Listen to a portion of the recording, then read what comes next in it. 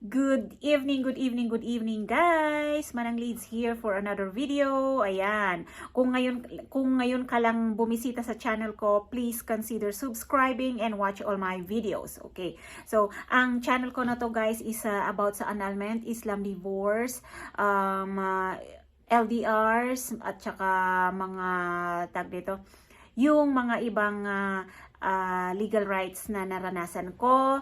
And then, dito ko rin ina-upload yung mga online services ko, passport appointment, PSA, yung mga ganon, loans, ayan. Marami kaming klase ng loans.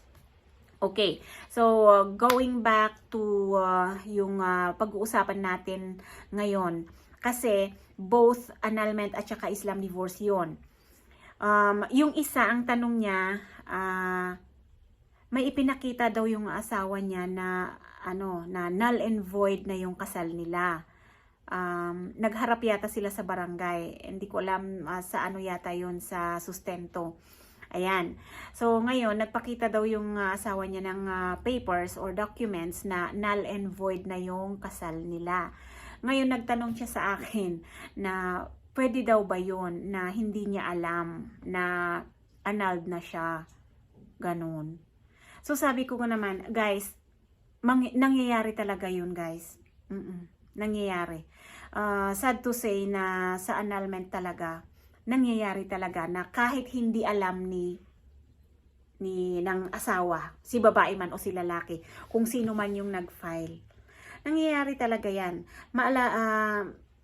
Legally, maalala ninyo yung lagi kong sinasabi noon na kung hindi nyo na alam ang location or wala na kayong communication ng mga ex nyo, pwede pa rin yan, hindi kailangan ng pirma, ganon. Kasi nga, ipapublicize yan sa national newspapers, yung mga ganon. Baka ginamitan siya ng ganon.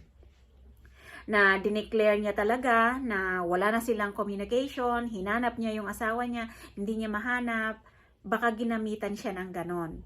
Pero sa pag-uusap namin nung viewer ko na yon, mukhang may communication naman sila. Guys, pwedeng mangyari yon. Pero ayaw kong i-detalye dito sa video.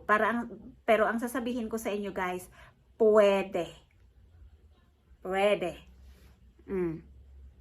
Ngayon, so yun naman sa annulment ha. Ngayon, doon naman sa Islam divorce.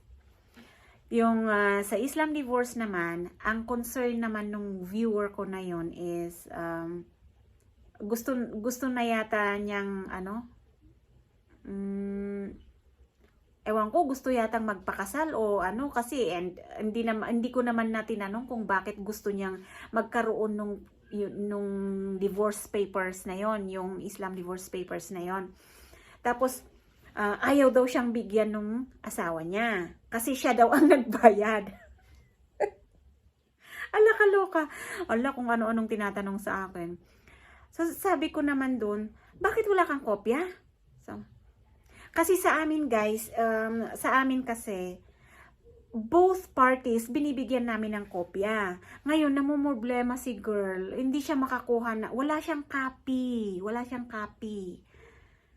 Kasi ayaw daw bigyan nung ex niya. Kasi nga, siya daw ang nagbayad. So sabi ko, hayaan mo na yung divorce papers na yan. Importante,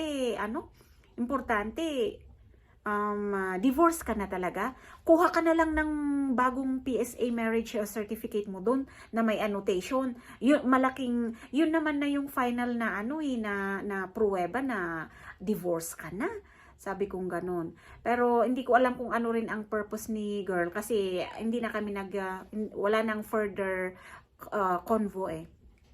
Basta sinabi ko lang na aanhin mo pa yung divorce papers na yan. Basta importante, makakuha ka sa PSA ng bagong marriage certificate na annotated na may annotation na divorce ka na. Sabi kong ganon. Wala nang follow-up convo doon. Pero ang point ko doon guys is, bakit kasi wala siyang kopya? Kasi kami, parehong si babae at si lalaki, binibigyan namin. Yun. Hindi pwedeng kung sino lang yung nag-process, siya lang ang may copy. Hindi. Sa amin kasi ano eh, limang set yun eh, na pupunta sa mga opisina kung saan dapat pupunta. Tapos, meron at merong kopya yung dalawa. Si babae at si lalaki. Para, tag nito, para yung kagaya niyan, naghahanap yung isa ng kopya niya, wala, hindi na ayaw bigyan nung isa. Pwede ba yun? Maging honest naman, maging ano naman tayo, yung tawag nito, baka, hindi ko alam, baka pinagdadamutan lang nung asawa niya, baka naman talagang meron ibinigay yung processor na copy nung asawa o nung ex, pero hindi, ayaw lang ibigay talaga nung isa. Pero ang sinisigurado ko guys, sa team namin, merong kopya yung babae at lalaki. Kasi 5 set yun eh. 5 set yung copy na ibibigay namin sa nag-process. Or, I mean, kung si babae man o si lalaki yung nag-process. Basta 5 set yun. Isa kay babae, isa kay lalaki, isa dun sa opisina na kung saan pupunta. Ganon. So, yun guys, ang gusto kong i-share sa video na to. Sana may natutunan kayo na pwedeng mangyari ang annulment kahit hindi alam ng asawa. Tapos, yung sa Islam divorce naman, pareho dapat na mabibigyan ng copy. Obligasyon halimbawa, kung si babae ang nag-file, obligasyon niyang bigyan ng copy yung ex niya. Kasi, mayroon naman talagang kopya na ibibigay yan eh. Kung sa amin kayo magpa-process, meron namang talagang kopya yan eh. Kaya lang kasi, kayo na ang bahala na magbigay dun sa ex nyo na. Hindi na, alangan naman kami pa yung gagastos na magsisend sa kung saan na yung ex nyo. Ganon. So, ayan guys, thank you so much again for watching.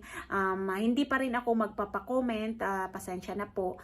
Ilalagay ko lang yung contact ko dyan sa description box, yung WhatsApp number ko po or link ng Facebook account ko.